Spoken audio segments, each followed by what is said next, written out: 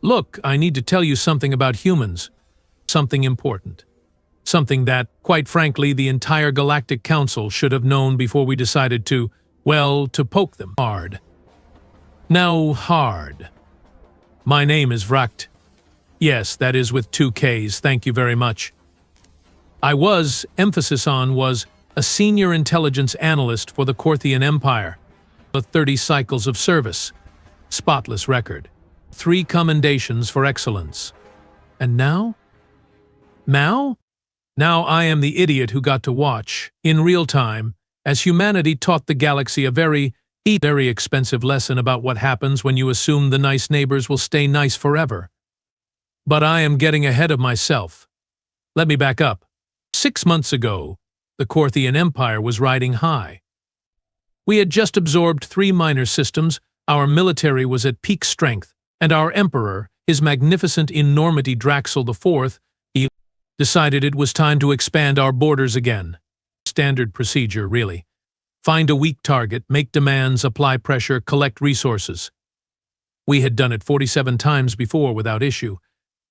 Then someone, and I still do not know who because they disappeared very quickly after everything went sideways, suggested Earth. A backwater planet in an unfashionable arm of the galaxy. Single species dominance. No energy shields on their cities. Still using chemical rockets, for the love of stars. They had only achieved faster than light travel 15 years prior, and even that was barely functional. They were using what amounted to duct tape and prayers to hold their warp cores together. Perfect target, right? Wrong. So very catastrophically wrong. The plan was simple. We would hit one of their colony worlds first. Nothing major. Just a mining operation on a moon they called Titan, orbiting some gas giant in their home system. Show them we meant business. Demand tribute. Standard operating procedure. In and out, easy. I was monitoring the operation from our command ship, the Eternal Supremacy. Stupid name, I know, but nobody asked me.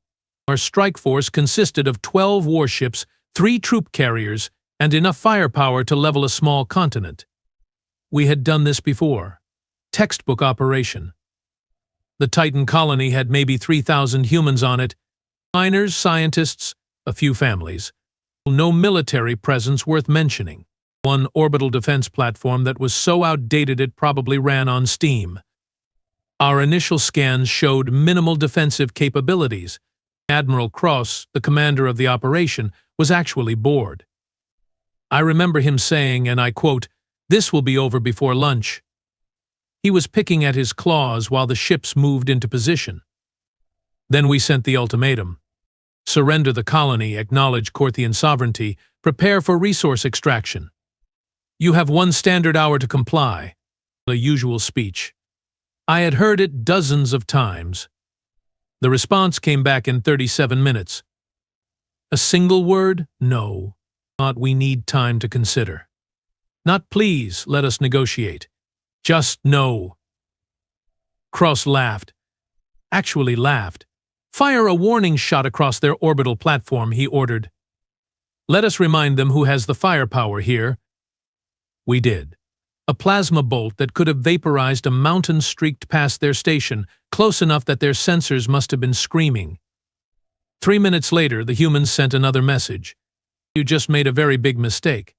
We are transmitting your position and intentions to Earth Command. You have 1 hour to withdraw, or we will consider this an act of war. The command deck went silent. Then everyone started laughing. Earth Command? Their fleet was 3 light years away. Their fastest ships would take days to arrive. What were they going to do? File a complaint. Destroy the platform. Cross-ordered. And prepare boarding teams. Let us teach these primitives about respect. Ooh, the platform exploded beautifully. I will give our weapons teams credit. It was a clean hit. The debris field was still expanding when our troop carriers moved in. That was when things started to get weird. The colony did not surrender. They should have. They had no orbital defenses left, no way to resist. But instead of opening their airlocks, they sealed them. Every single entrance to the underground facility locked down tighter than a vacuum seal. Breach charges, Cross said, waving a claw dismissively. We have done this 1,000 times. Our troops landed, set charges, blew the doors, entered the facility. And that was when we stopped hearing from them.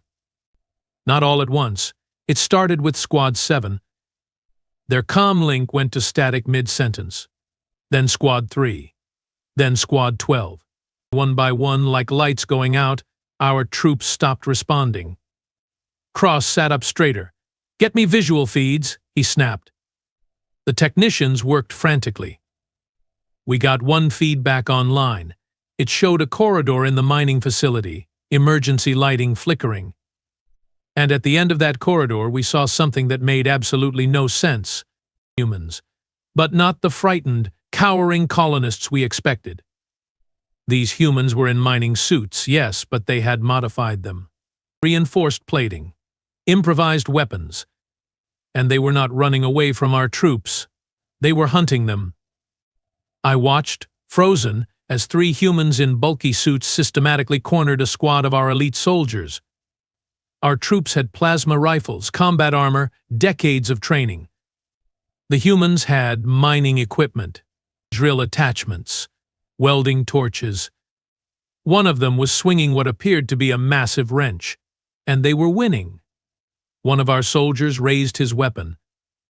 The human with the wrench moved faster than should have been possible in that bulky suit, closed the distance, and I do not want to describe what happened next. Let us just say that our armor, designed to withstand plasma fire, was not designed to withstand blunt force trauma delivered with that much enthusiasm. What in the void is happening down there? Cross demanded. More feeds came online. Every single one showed the same thing. Humans, outnumbered and outgunned, using the terrain, using improvised weapons, using tactics that were brutally, horrifyingly effective. They had turned their own colony into a death trap, and our troops were walking right into it. Then one of the feeds showed something that made my blood go cold. A human, smaller than the others, possibly female, though it is hard to tell with their species, was spray painting something on a wall in their primitive alphabet, but our translators caught it. Earth remembers? You wanted war? Congratulations? You got it. Pull them out, I said. I do not usually speak up during operations, but something about this felt wrong. Very wrong. Admiral, we should pull them out now. Cross glared at me. We do not retreat from primitives, analyst Vracht. This is not a retreat, sir. This is a tactical reassessment. No. 47 minutes after the first team went silent, we lost contact with all ground forces. Every single one. Over 400 elite soldiers gone. The last transmission we received was someone screaming, and then what sounded like laughter? Human laughter? Cross ordered orbital bombardment. Level the colony, erase it from existence. That was when the Earth ships arrived. I know what you are thinking. Their fleet was 3 light years away. But how did they get there so fast? Here is the thing about humans, something we learned very quickly. When they are angry, truly angry, they stop caring about safe travel protocols. They overcharge their engines. They push their ships past the red line. They do things that should be impossible because they decide that possible is just a suggestion. 3 human warships dropped out of faster than light right on top of us. Not at a safe distance. Right on top of us. Close enough that our sensors screamed proximity alerts. Close enough that if they had materialized 50 meters to the left, we would have collided. They opened fire immediately. No warnings. No demands. Just fire. Now, to be fair, human weapons technology was, at the time, significantly behind ours. Their missiles were slower. Their energy weapons were less efficient. Their targeting systems were clunky. But there were 3 things about human weapons that our intelligence files had somehow failed to mention. 1, humans are really creative about delivery systems. While we were busy with sophisticated energy weapons, they were still using kinetic kill vehicles. Chunks of metal accelerated to absurd velocities, aimed with targeting computers that apparently ran on pure spite. No energy signature to track. no plasma to dissipate. Just solid matter moving very, very fast. 2. Humans have this concept they call overkill. If one missile will do the job, they will send 5. If 5 will do it, they will send 20. They do not believe in proportional response. They believe in overwhelming, excessive, brutal force. 3. Humans do not care about their own safety when they are angry enough. One of their ships, the U.S. Relentless, took heavy fire from 3 of our destroyers. Shields collapsed. Hull breached. Fire on multiple decks. Any rational species would have retreated. The Relentless accelerated. Straight toward our flagship. Full burn. Engines overloaded. Crew probably dying from the G-forces alone. "They are going to ram us," someone whispered. Cross finally showed something other than arrogance. Here. Evasive maneuvers. It's too late. The Relentless slammed into the Eternal Supremacy's port side at what our sensors calculated was 0.85 light speed. The explosion took out our shield generators, 3 weapon banks, and killed everyone in sections 12 through 19. The other 2 human ships pressed their advantage. Missiles, railgun fire. Something they called nuclear torpedoes, which is exactly as terrifying as it sounds. All ships withdraw. Cross shouted, "Retreat to safe distance." We ran. The mighty Korthian Empire, conquerors of 47 systems, ran from 3 human ships and a mining colony. As we jumped to faster than light, I caught one last transmission from the human fleet. "This is Captain Marcus Torres of the United Earth ship Defiant. You have initiated hostile action against a human colony. You have murdered human civilians. You have declared war on humanity. We accept. See you soon." The way he said "see you soon" still gives me nightmares. It was not angry. It was not emotional. Oh, it was calm. Matter of fact, like he was telling us what he planned to have for dinner. We limped back to Korthian space with 8 ships instead of 12. 400 ground troops lost.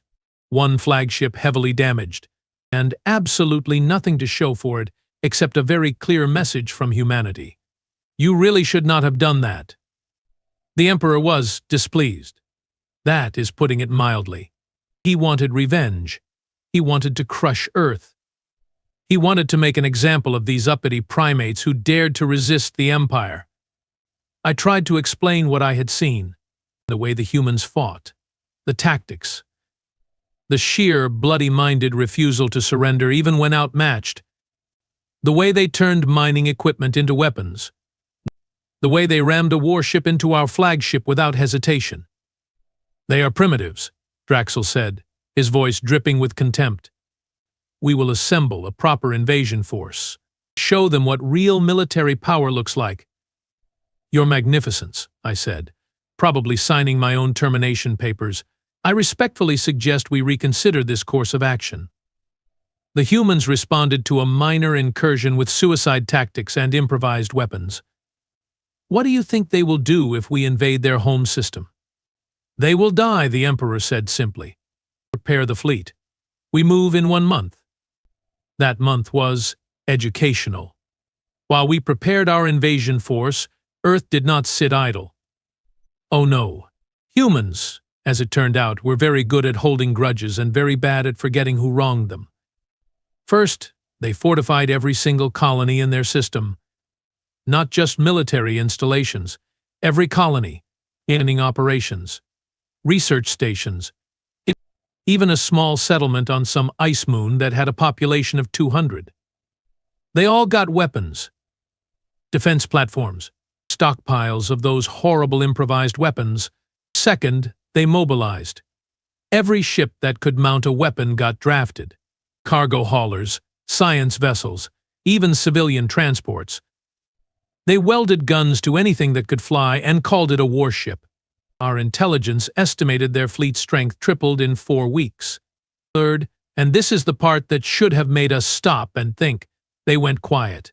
No more transmissions, no more warnings, and no diplomatic channels, just silence. Like they were holding their breath, waiting for us to make the next move.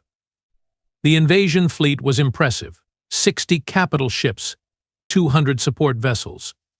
Enough troop carriers to land an army. The Emperor himself came along, confident that this would be a glorious, decisive victory.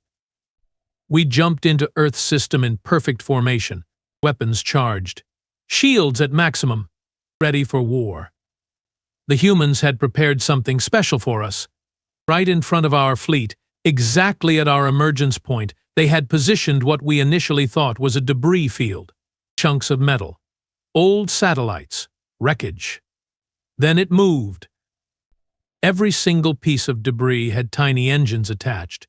Cheap, simple, barely functional engines. And they all activated at once, accelerating the metal directly at our fleet. Shrapnel. They had weaponized shrapnel. Thousands of pieces of metal, moving at lethal velocities, peppered our entire formation. Shields held against most of it, but enough got through to damage sensors, communication arrays, and several unfortunate ships that had taken position at the formation's edge. Clever, Admiral Cross admitted grudgingly. But it will take more than scrap metal to stop us. That was when the real ambush began. Human ships dropped out of faster than light from every direction, above, below, behind, not in neat formation, scattered, chaotic, like they had coordinated their emergence points but nothing else. And then they attacked. I have analyzed hundreds of battles in my career. There are patterns, standard tactics, formations that work, strategies that make sense. Human tactics made absolutely no sense whatsoever. They were pure, weaponized chaos. Ships would break formation to pursue targets, leaving their flanks exposed. Then other human ships would swing around to cover them, but in completely unpredictable ways. They coordinated without communicating on frequencies we could intercept. Later we learned they were using old-fashioned tight beam lasers, too focused for our sensors to detect at range. One ship would fly straight at us, guns blazing, looking like a suicide run. We would focus fire on it. Then 3 more ships would hit us from the side while we were distracted. It was like fighting a swarm of angry insects, if those insects had nuclear weapons and absolutely no sense of self-preservation. The battle lasted 6 hours. 6 hours of chaos. 6 hours of human ships doing things that made our tactical computers crash, trying to predict their movements. 6 hours of watching supposedly primitive technology tear through our formations because they were using it in ways we never anticipated. At hour 4, a human ship, barely holding together, crashed into one of our troop carriers. The carrier exploded. 3,000 soldiers gone. At hour 5, the humans deployed something they called the shotgun. A cargo ship, filled with hundreds of kinetic missiles, simply opened its hold and let them all loose in the general direction of our fleet. Spray and pray, they called it. Unsophisticated. Wasteful. Effective. At hour 6, the Emperor made the call. Full retreat. All ships withdraw immediately. We ran again. This time we left behind 23 capital ships, over 50,000 troops, and something far more valuable, our reputation. The Corthian Empire did not run from anyone, except, apparently, from humans. I am writing this report from a refugee station in neutral space. Yes, refugee, because after we retreated, after we limped back to Corthian space with our flagship full of holes and our Emperor wounded, the humans did something unexpected. They followed us. Not immediately. They took 3 weeks to repair, to regroup, to plan. And then, methodically, they started hitting our outlying systems, not with massive fleets, with small strike groups, fast, brutal, efficient. They would jump in, destroy our orbital defenses, drop a message buoy and leave. The messages all said the same thing: withdraw from occupied systems, release all conquered populations, dismantle your military. You have 1 month to comply. This is your only warning. The Emperor, demonstrating the wisdom that had gotten us into this mess in the first place, refused. So the humans escalated. They started targeting our supply lines, our communication relays. Our mining operations. Anywhere we went, they had already been there, leaving destruction and those damned message boys. Then they did something that changed everything. They contacted our conquered populations, the 47 systems we had absorbed over the decades.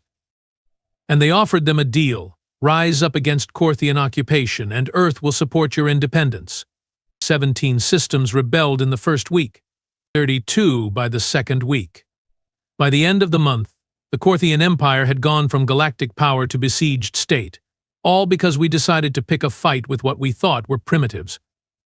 The humans are coming to our core systems now.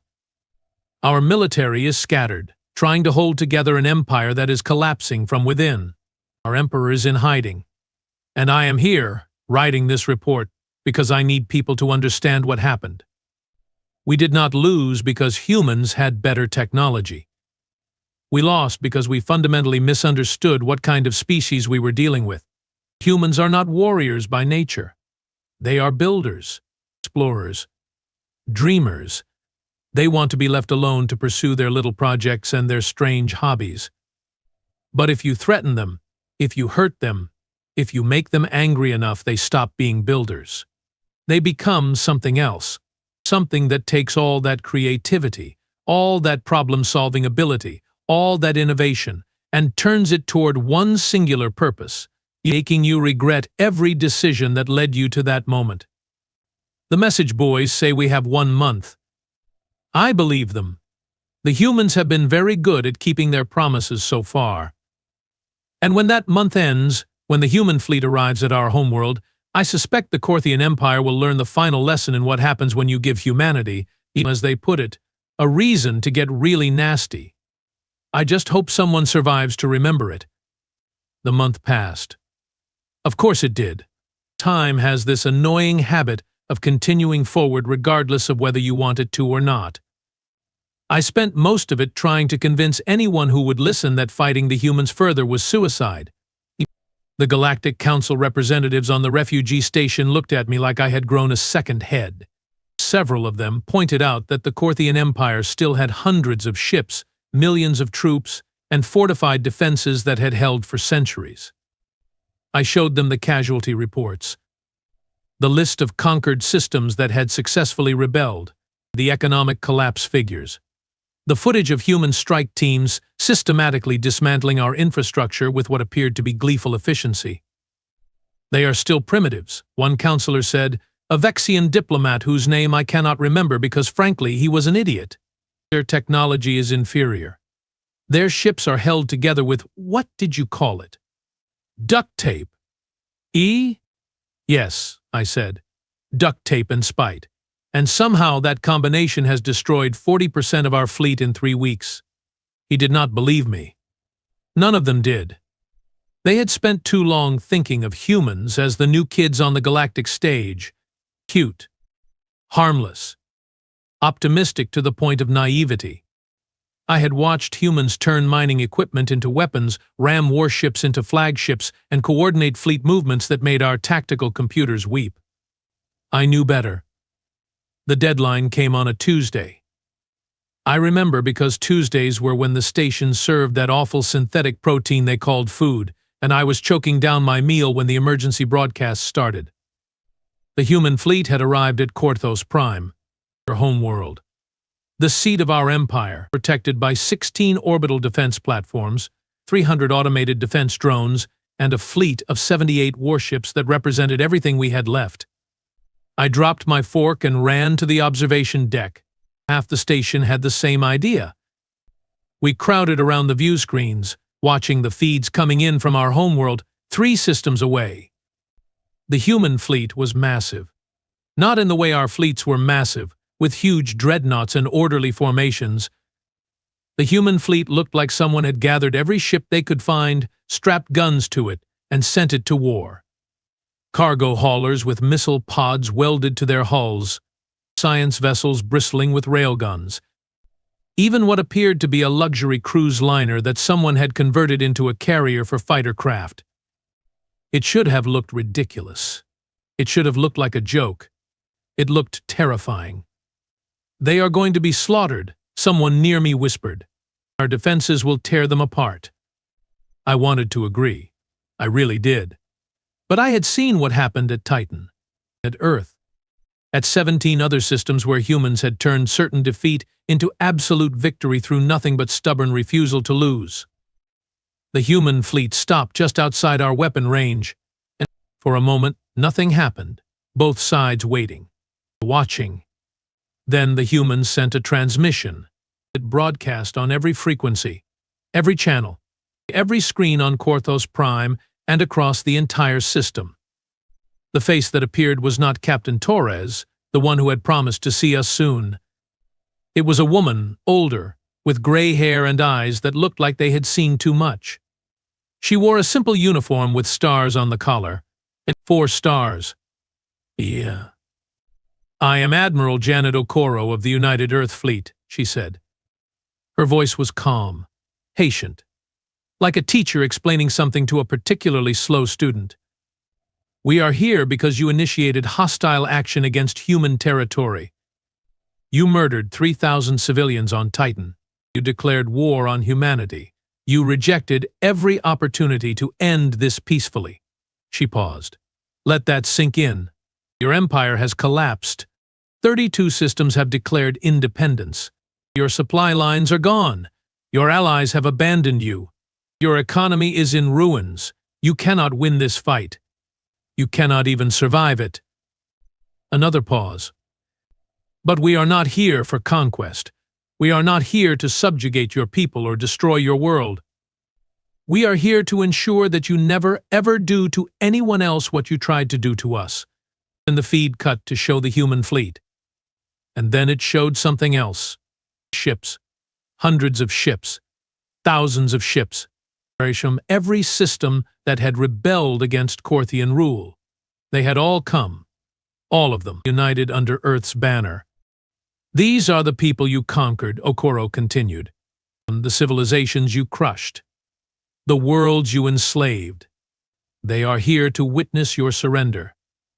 And if you refuse, they are here to help us dismantle your empire piece by piece, and until nothing remains but a cautionary tale about what happens when you mistake kindness for weakness. The Emperor, to his credit, or perhaps his eternal stupidity, responded immediately. We will never surrender to primitives and rebels. Our empire has stood for 800 years. We will fight to the last ship, the last soldier, the last breath. Come and die, humans. Come and break yourselves against our defenses. I closed my eyes. Idiot. Magnificent, arrogant, suicidal idiot. Admiral Okoro's expression did not change. Very well. You were warned. Remember that. You were warned. The human fleet advanced. Our defense platforms opened fire first. 16 stations, each capable of generating enough firepower to level a city, unleashed everything they had. Plasma beams, missile swarms, kinetic batteries. The space between our world and the human fleet lit up like a star going supernova. The human ships scattered. Not in panic, in coordination. They split into dozens of smaller groups, each moving in different directions, making themselves harder to target. Our automated systems struggled to track so many individual targets moving in such erratic patterns. Then the humans returned fire. I mentioned before that human weapons were less advanced than ours. And that was true. But there was something our intelligence analysts had missed, something I had not fully understood until that moment. Human weapons were less advanced because humans had spent their time making them cheaper, easier to produce, more reliable. While we built sophisticated plasma cannons that required rare elements and complex maintenance, humans built railguns that could be manufactured in any industrial station with basic materials, quality versus quantity. And the humans had chosen quantity. The missile swarm that hit our defense platforms was biblical. Thousands of projectiles, each one individually weak, but together creating an overwhelming wave of destruction. Our point defense systems shot down hundreds, thousands, but there were too many, far too many. The platforms went dark in the first 5 minutes. Their shields overloaded, their systems fried by the sheer volume of impacts. Our fleet engaged. 78 warships against what looked like 300 human vessels. The numbers were against us, but our ships were better, stronger, more advanced. For about 10 minutes we held our own. Our plasma cannons tore through human shields. Our targeting systems achieved higher hit rates. Our armor withstood their primitive weapons better than their shields withstood ours. Then the humans changed tactics. Half their fleet, the smaller ships, the converted civilian vessels, suddenly accelerated. Full burn, straight at our lines. Dozens of ships, moving at suicidal speeds, ignoring our fire, taking hits that should have destroyed them. "They are ramming again," someone said. "They are all going to ram." But they did not ram. Not exactly. When they got close enough, right before impact, they unleashed everything. Every weapon, every missile, every last round of ammunition.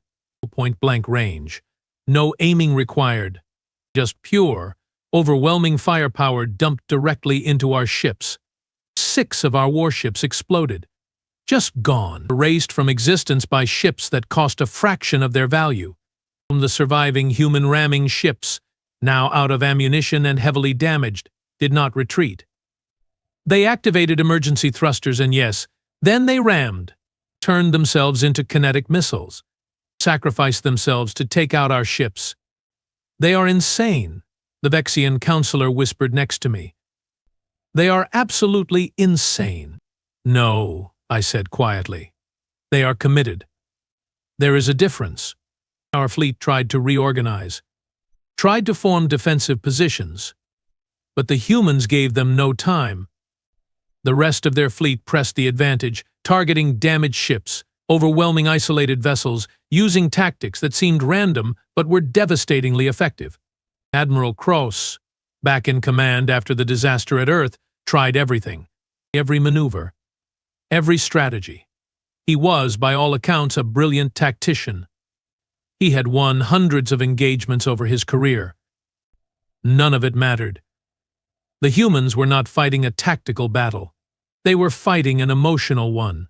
Every ship that fired on them was firing for Titan, for the 3,000 dead, for the insult of being attacked in their own system. You cannot outthink rage. You cannot outmaneuver determination. You cannot defeat people who have decided that winning matters more than surviving. 12 minutes into the battle, our flagship took a hit from 3 human cruisers simultaneously.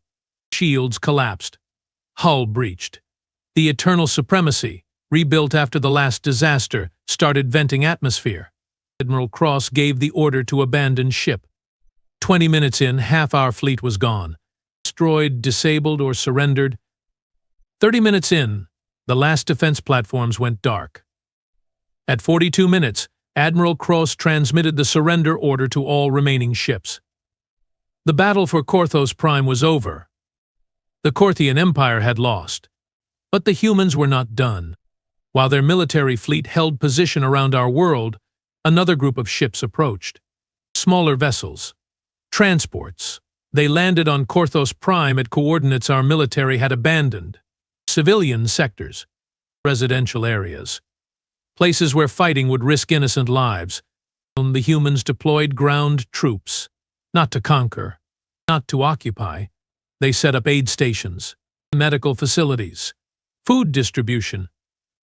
Within hours, they were providing relief to our civilian population, many of whom had been suffering under martial law and resource rationing as the war dragged on. It was humiliating. They had just destroyed our fleet, ended our empire, and now they were feeding our children. Admiral Okoro transmitted another message. "The Korthian Empire is dissolved. Your military will stand down and disarm.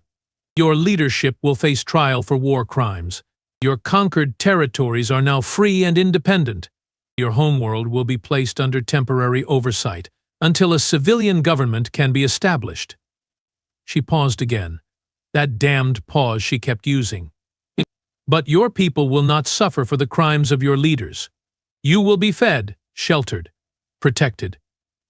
Because unlike your empire, humanity believes that civilian populations should not pay for the failures of their military. The Emperor made one last broadcast from his bunker beneath the palace, ranting, screaming about the injustice of it all, how the humans were barbaric, how the galaxy would regret this day, how the Korthian Empire would rise again. Nobody listened. Our military had surrendered. Our fleet was gone. Our empire was history. 3 days later, human troops found the Emperor's bunker. They did not kill him. They arrested him, gave him a trial. A fair one with lawyers and evidence and everything. He was sentenced to life in prison for war crimes. Life in prison. Not execution. Not torture. Prison. The humans could have killed him. Could have made an example. Instead, they gave him a cell, 3 meals a day, and access to legal representation. I still do not understand that, even now. Over the following weeks, I watched from the refugee station as humanity did something unprecedented in galactic history. They dismantled an empire, but not its people. They freed conquered worlds, but helped rebuild them. They held war criminals accountable, but protected civilians. The Galactic Council was in shock. Several member species started reviewing their own military doctrines, their own territorial disputes, their own assumptions about these relative newcomers to galactic politics. The humans established what they called the Free Systems Alliance. Every world that had been conquered by the Korthian Empire was invited to join, not forced. Invited. They could choose independence, join the alliance, or even establish their own confederations. Their choice, 30 of the 32 liberated systems joined within a month. The other 2 chose independence and got it, no strings attached. Earth did not demand tribute, did not extract resources, it did not place governors or occupation forces. They helped rebuild infrastructure, provided economic assistance, and then, to everyone's amazement, they left. Just left, went home. Left the free systems to govern themselves. I do not understand, the Vexian counselor said to me one day, watching the news feeds. They won. They could have built their own empire, taken everything. Why did they just leave? I thought about that. About everything I had seen. The way humans fought. The way they refused to surrender. The way they turned everyday objects into weapons. The way they valued their people above victory. Because, I said slowly, they were not fighting to conquer. They were fighting to stop being conquered. Once we stopped being a threat, they had no more reason to fight. He stared at me. That makes no sense. Victory means taking what you can while you can. To us, maybe. Not to them. I received a summons 2 weeks later. From Earth. They wanted me to testify at the trials. As an intelligence analyst, I had access to information about Korthian military planning, strategy, decision-making. They needed my testimony to build their cases. I could have refused. Could have hidden. But honestly, I was tired. Tired of the Empire. Tired of conquering innocent people. Tired of serving leaders who thought might made right. So I went. Traveled to Earth, for the first time, aboard a human transport ship. But the crew treated me politely. Not like a conquered enemy. Just like a passenger. They even asked if I had any dietary restrictions. Earth was beautiful. I had not expected that. Green and blue and white, hanging in space like a jewel. Their cities sprawled across continents, but there were still forests, oceans, wild places. They had not paved over everything in the name of efficiency. The trials were held in a city called Geneva, old city, historic. The humans seemed to like holding important events in places with history. Made them feel connected to their past, I suppose. I testified for 3 days. Told them everything. How we chose Earth. How we underestimated them. How we ignored warnings. How every single decision that led to war was made with arrogance and contempt for human capabilities. The judges listened, took notes, asked questions. They were thorough, fair. They actually cared about getting the facts right. During a break, I met Captain Torres, the one who had promised to see us soon after Titan. He was there to testify about the battle at Earth. You kept your promise, I said. You came and saw us. saw us defeated. He looked at me with those calm, terrifying eyes. We always keep our promises, Analyst Vraktate. That is something you should have researched before attacking Titan. Why did you do it? I asked. The suicide runs. The ramming. You lost thousands of people. You could have negotiated. Found a peaceful solution. Torres was quiet for a moment. You attacked civilians, he said finally. Miners, scientists, families, people who never hurt anyone. You gave us a choice, surrender and let you enslave us, or fight and maybe die free. That is not really a choice, but the cost was worth it. Every life lost fighting for freedom is worth more than 1,000 lives lived in chains. He paused. Besides, we did offer you a peaceful solution. Multiple times. You rejected it. Remember? You chose this. He was right.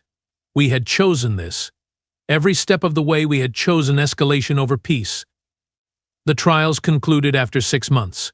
47 Korthian military officers and government officials were convicted of war crimes. The Emperor, as I mentioned, got life in prison. Admiral Cross got 30 years. Several others got shorter sentences, community service, or were acquitted for following orders under duress. The humans even let some officers return home, to Korthos Prime, if they promised to help rebuild.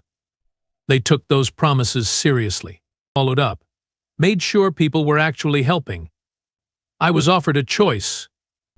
I could return to Korthos Prime, face whatever justice the new civilian government deemed appropriate, or I could stay and work for the Free Systems Alliance as an analyst, help them understand Korthian intelligence networks, help liberated systems identify collaborators and occupiers, help build a better future. I chose to stay, not because I was afraid of going home, but because I had spent 30 cycles helping an empire conquer and oppress. Maybe I could spend the next 30 cycles helping people stay free. Admiral Okoro met with me personally when I accepted the position. You understand, she said, that many people will not trust you. You worked for the enemy. You helped plan attacks on innocent worlds. I understand. And you understand that this is not forgiveness. You will still have to live with what you did. Every person who died because of intelligence you provided, every family torn apart, every world conquered. That does not go away just because you switched sides. I understand that too. She studied me for a long moment. Why are you really doing this? I thought about the miners on Titan, fighting with mining equipment because they had nothing else. About the colonists who chose death over surrender. About the human ships ramming our fleet because winning mattered more than surviving. About 3,000 civilians murdered because we wanted to make a point. Because, I said, I watched your species turn a mining colony into a fortress using nothing but anger and hardware store equipment. I watched you defeat an empire using ships held together with, and I quote, duct tape and prayers. I watched you win a war you should have lost a dozen times over. I paused, used her trick against her. And then I watched you feed the children of your enemies, build hospitals on conquered worlds, give fair trials to war criminals. You could have been monsters. You had every right to be monsters after what we did. But you chose to be better. And if you can be better after everything we put you through, then maybe I can be better too. Okoro nodded slowly. Maybe you can. We will see. That was 5 years ago. The Free Systems Alliance is thriving now.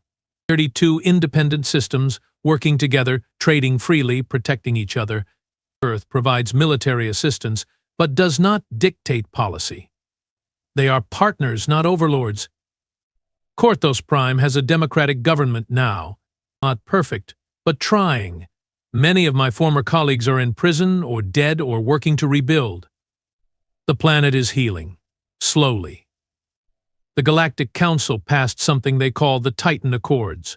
The rules about warfare, protection for civilians, restrictions on weapons of mass destruction, mandatory mediation before military action. It is not perfect either, but it is better than what we had. Several species that were planning their own expansion campaigns suddenly decided that maybe peaceful trade was a better option after all. Funny how watching an empire fall can change perspectives. Earth is now a major power in the galaxy. Not because they demand respect, because they earned it. The hard way, the bloody way, the way that makes everyone remember what happens when you push humans too far. I work in an office now, on a space station orbiting a liberated world. I analyze intelligence data, help coordinate anti-piracy operations, and train new analysts. It is boring work. Paperwork. Reports. Meetings. Meetings. It is the best job I have ever had. Sometimes I get questions from young analysts, from species that joined the Alliance recently, who do not understand humanity, and who think the stories are exaggerated, who assume that Earth just got lucky. I show them the footage. All of it. Titan. Earth. Korthos Prime. I make them watch humans fighting with mining equipment. Watch them ram ships into flagships. Watch them do the impossible because they decided that impossible was negotiable. And then I tell them the same thing I wish someone had told the Emperor before he made the worst decision in Korthian history. Humans are not warriors by nature. They are builders. Dreamers. Optimists. They want to explore, create, and be left alone to do it. They will try diplomacy first. They will offer peace a dozen times before accepting war. They are genuinely, earnestly committed to finding peaceful solutions. I pause. Use that Okoro trick one more time. But if you ignore their diplomacy, reject their peace, and threaten their people, they will stop being builders. They will take all that creativity, intelligence, and problem-solving ability, and they will focus it on one singular goal. Teaching you exactly why making them angry was the biggest mistake of your civilization's existence. I lean forward. Make sure they are listening. The Korthian Empire lasted 800 years. We conquered 47 systems. We had the most powerful military in 3 sectors. We thought we were invincible. I point at the screens, showing the rebuilt worlds, the free systems, the new governments. Humanity ended us in 6 months. 6 months from the attack on Titan to the surrender at Korthos Prime, an empire 8 centuries old, gone in half a year. Because we gave them what they describe as a reason to get really nasty. I sit back. Let them process that. So here is my advice, learned at tremendous cost. If you encounter humanity, be polite. Be respectful. Be peaceful. Because those nice, friendly, optimistic humans, the ones who smile and offer trade agreements and want to be friends, they are also the ones who will turn a mining station into a death trap, ram warships into flagships, and dismantle your entire civilization without losing their temper once. One of the analysts, a young Threxian who probably still thinks his species is superior, raises a hand. But surely there must be limits, things humans will not do. I think about that. About the relentless ramming into our flagship, about the ships that turned into kinetic missiles, about the cruise liner converted into a carrier, about humans doing impossible things because they were angry enough. Yes, I say finally, there are things humans will not do. They will not target civilians. They will not torture prisoners. They will not use weapons of mass destruction on population centers. They have rules, ethics, lines they will not cross. I lean forward again. But within those rules, within those ethical boundaries, they will do absolutely anything. They will sacrifice themselves, destroy their own ships, fight with improvised weapons, use tactics that should not work but somehow do. They will push themselves past every reasonable limit, break every rule of warfare that is not a war crime, and keep fighting long after any rational species would have surrendered.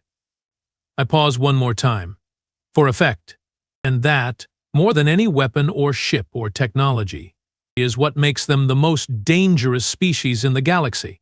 Not because they are strong, because they are stubborn, not because they are advanced, because they refuse to quit, not because they are warriors.